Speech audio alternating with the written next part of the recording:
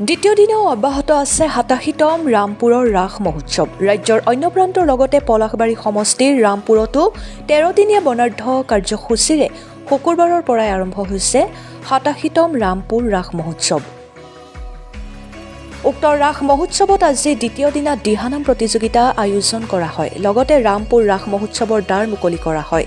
দ্বাৰ মুকলি কৰে জ্যেষ্ঠ ব্যক্তি দীনেশ দাসদেৱে। উক্ত ৰামপুৰ ৰাস মহোৎসৱৰ উদ্যোক্তাসকলে প্ৰতিদিনে ভক্তপ্ৰাণ ৰাইজৰ উপস্থিতি কামনা কৰিছে। Bureau report, Arunoday Assam.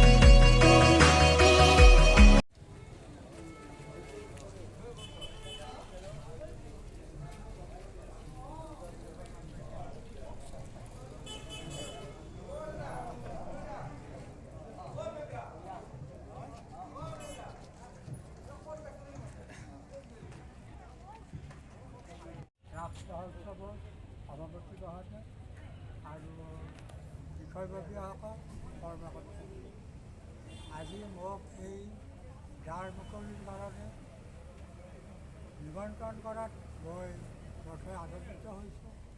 মই কমিটিক মোৰ তৰফৰ পৰা মই আন্তৰিক অভিনন্দন জ্ঞাপন। সেয়েহে মই বেছি বৰ দীঘলীয়াকৈ নকৈ মই ইয়াতে সমাপ্ত কৰি মই দ্বাৰ মুকলি হোৱা ঘোষণা কৰোঁ।